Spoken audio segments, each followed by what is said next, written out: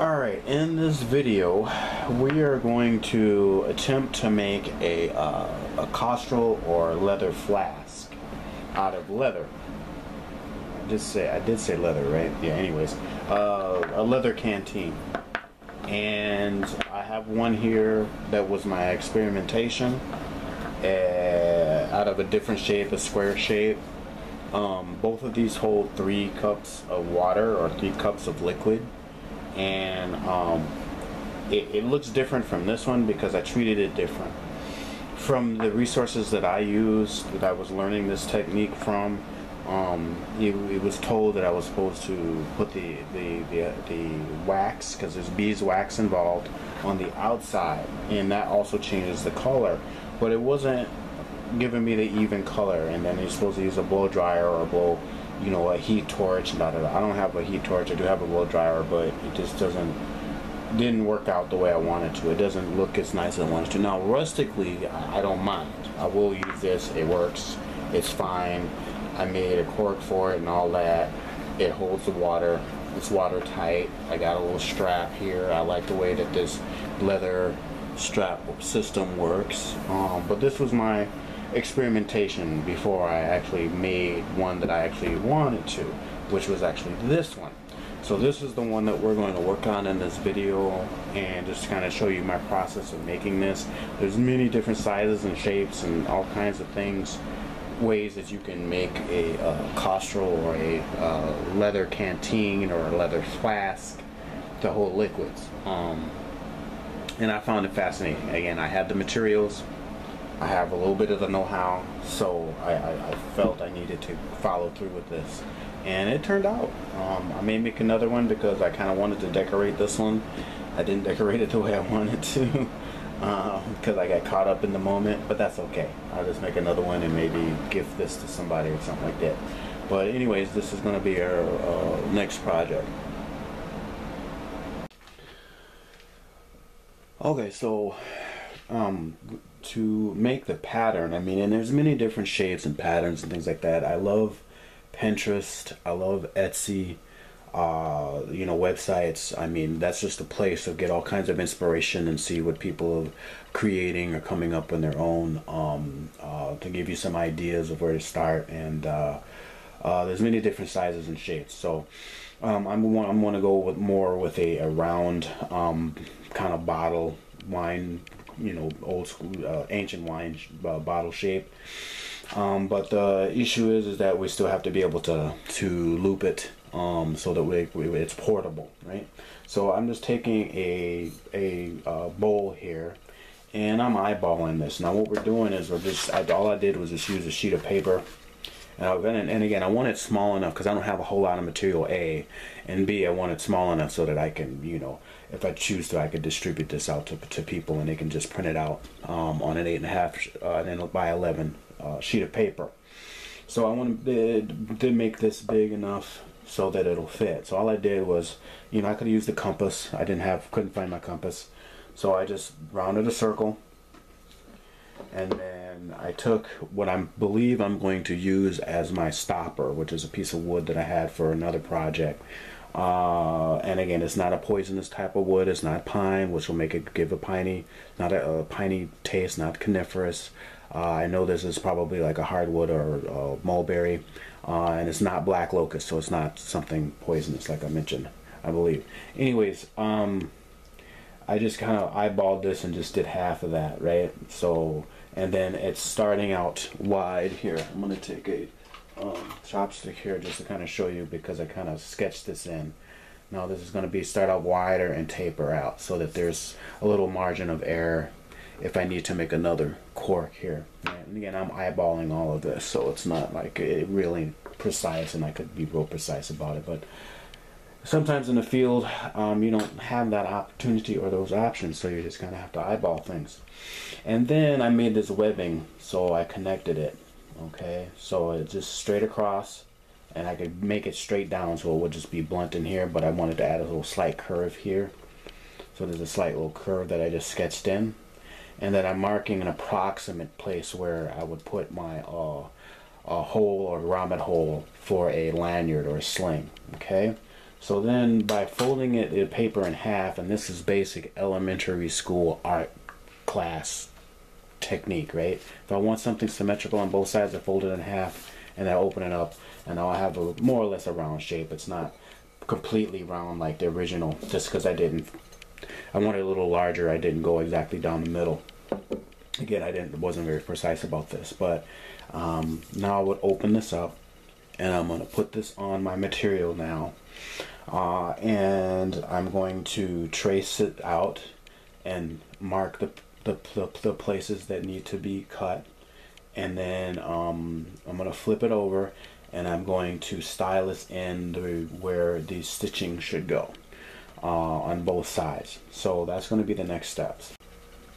Okay, so I have what's left of my I had some 3 ounce, 2 ounce, 3 ounce veggie tan leather, and I had a large sheet of it. I had some other plans for it, but that didn't happen, so I've gone off and done some other things with it. Hopefully I'll be able to get the resources to buy another roll of leather for other projects, but anyways, I digress. So I want to line this up.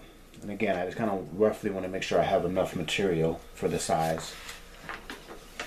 And I do. So I'm just flipping it over.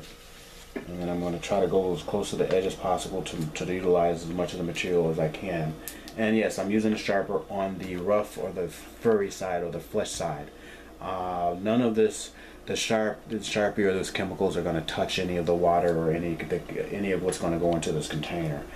So I'm not really concerned about it because of the stitching, right? So I'm going to just, so for the lanyard hole, my intuition is telling me I need to make this a little bit lower and probably to the left here, right? I really had it originally here, but I'm not liking that because I'm gonna have to run some stitching around here about 1/4 of an inch in, and I don't want to run too close to this hole here, so I'm going to bring it more down inside of the webbing, and I'm just going to go right about here. And again, I'm eyeballing it, and that's okay because I'll redo this on a piece of newspaper and demark it properly, and then all I need to do is this do a little dot here so I know approximately where my hole will go, my grommet hole will go. Okay, then I'm going to flip this over the pattern because it's symmetrical.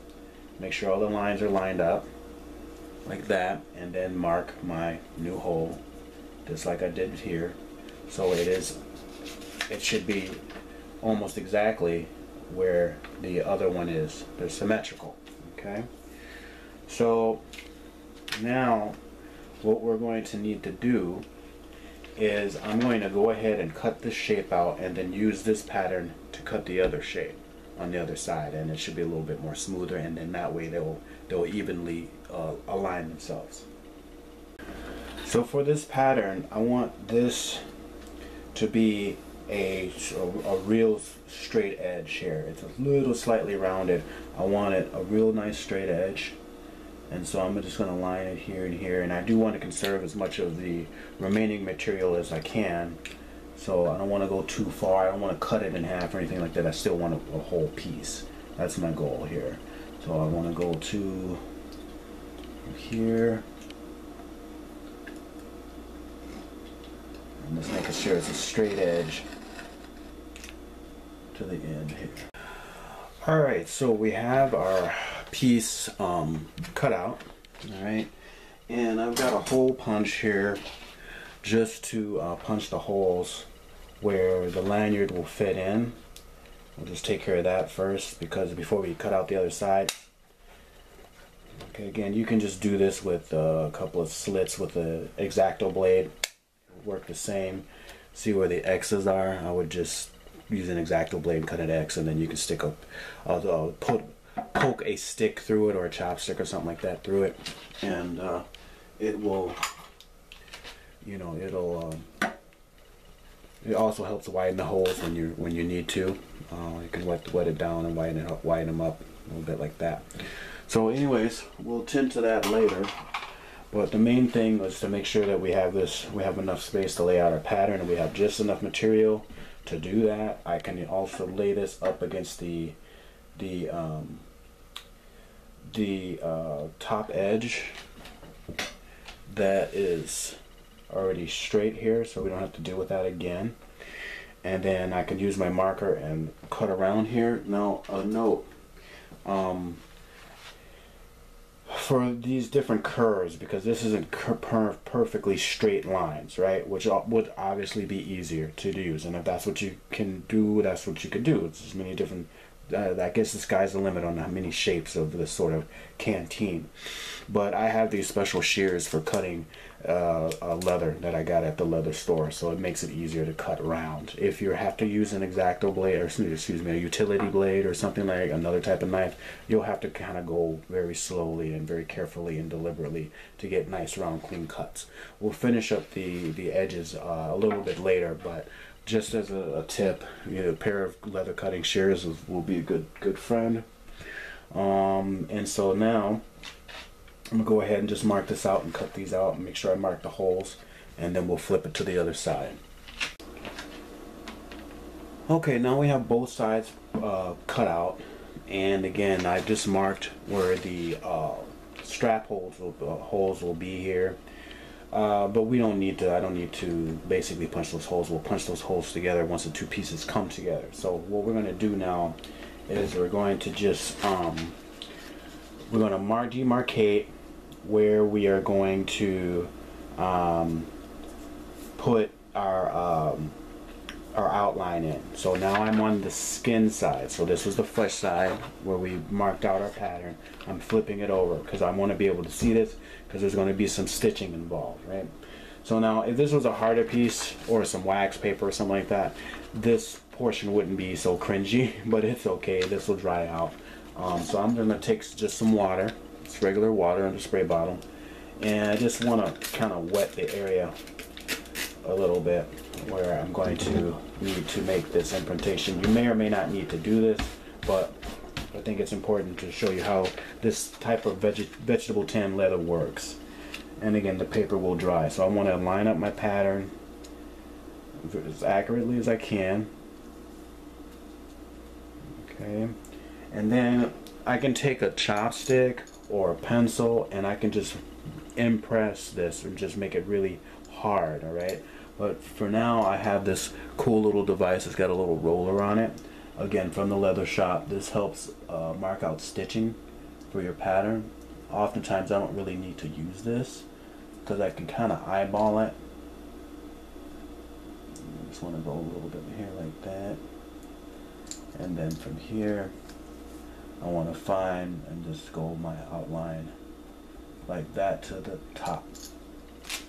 Okay, so what you can see now is there is an imprintation, all right?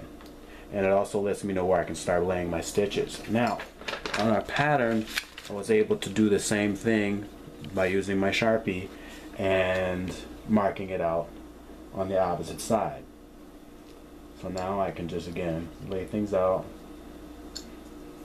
and do the same thing.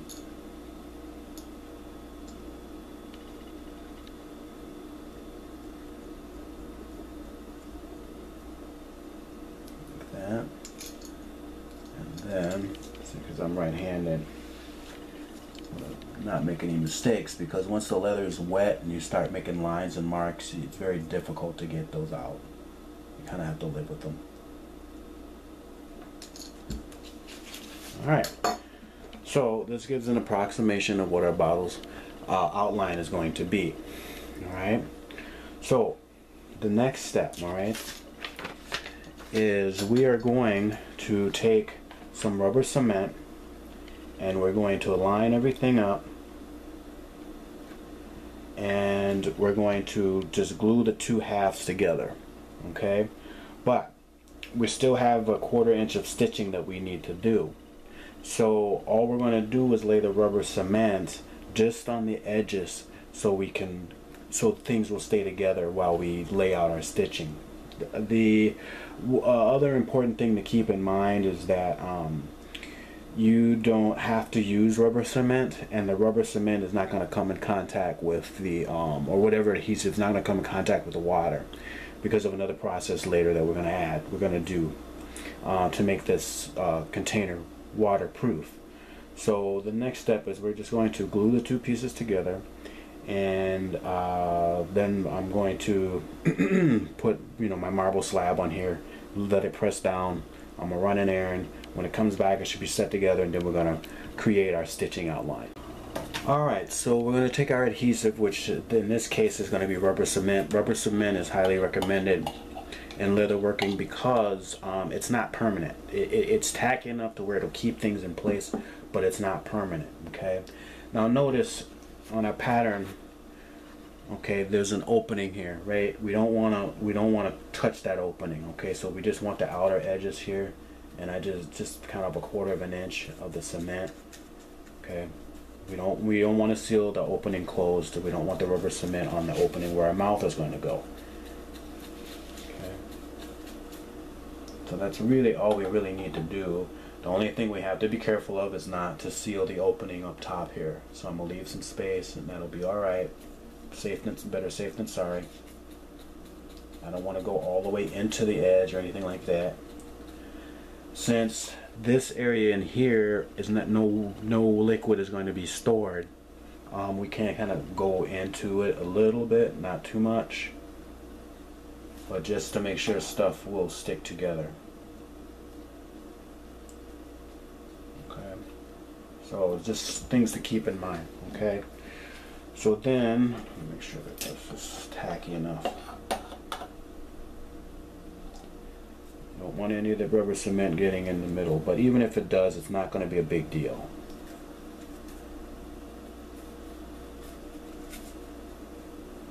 Okay, so now we carefully take our top part here and just match up the edges as best as we can, and we'll touch the edges up later, but we just want everything to kind of stick and mesh together like so.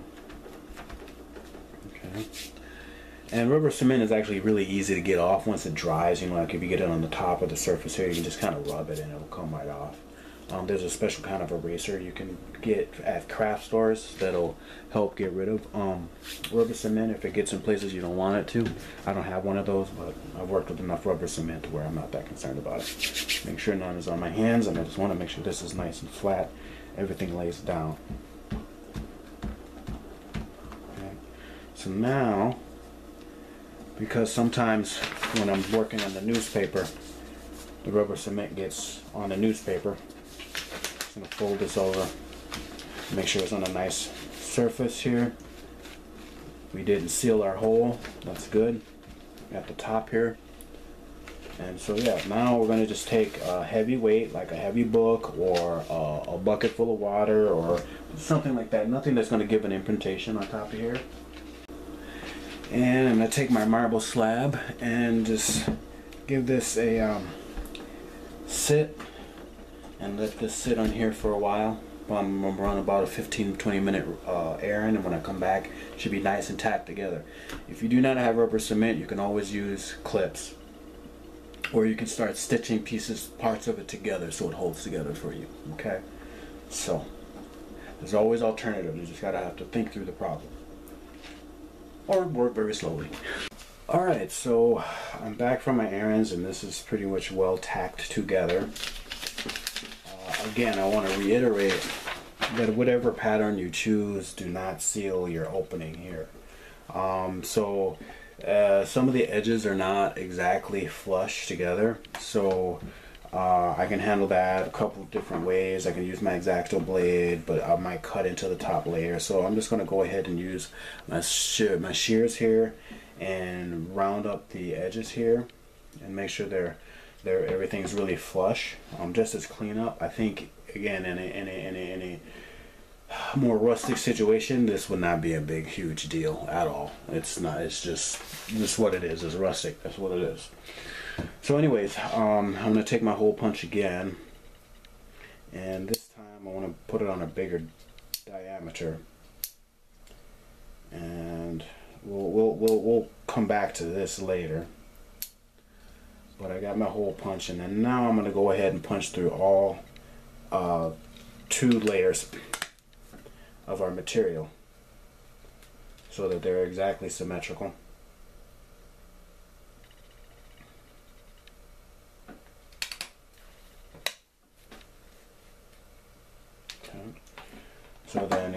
take a straight stick or something like that and just kind of make sure the holes are out there. But I wanted to make sure that everything's poked through. And I'm going to go ahead and clean up the edges, and then we're going to put in our stitching patterns, our stitching line. Alright, so I've kind of trimmed out the edges and made sure everything is more or less symmetrical. Because sometimes, you know, when you're cutting, you kind of go outside the line and things outside. It's better to go outside than inside, so things are like really kitty wampus. We don't want that. So now what we're going to do is we're going to put our stitching allowance in. And I have what's called a gouger in leather work. Again, you can eyeball this in, you can measure it in. You can put it into a pattern, whatever pattern you make. It's just a way so things look nice. All right. On a rustic situation, we're not really concerned about nice. We want it to work, right? So what we want to do, again, because of the nature of vegetable tan leather, is we want to wet down at least the edges a little bit. Again, this is going to get thoroughly wet, trust me. And then we're going to start with the gouger here at the start of the bay, at the start of the opening of the container here. And I'm 1/4 of an inch in, so I'm just going to go and slowly rotate this so I don't go off and create a mark that I can't clean up. And just follow the pattern all the way around. Okay, and this is just a guideline, is really what it is. It doesn't have to necessarily be too deep, especially for this type of project, but I will really just want a guideline.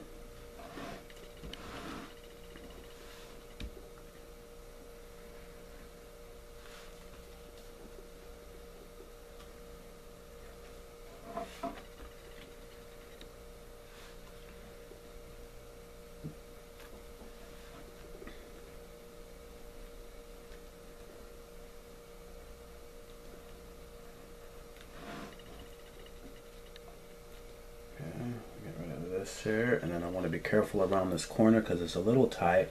The wide corners are just fine, but this corner might be a little tight, and I want to stop at the beginning of the opening like that. Okay, now there's a mistake or two. So technically here we didn't really need to take this to the edge here. I didn't allow that allowance, unfortunately, in the pattern.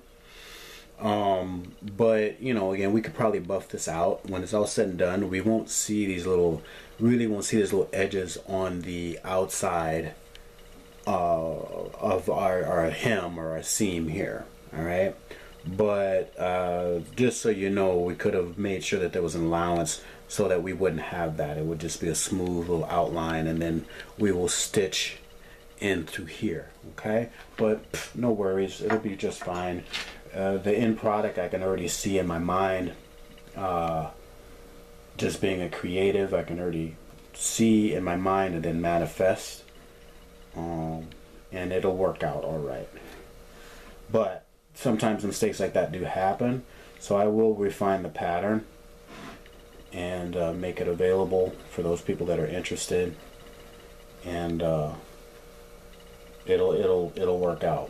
But the key thing is to leave the opening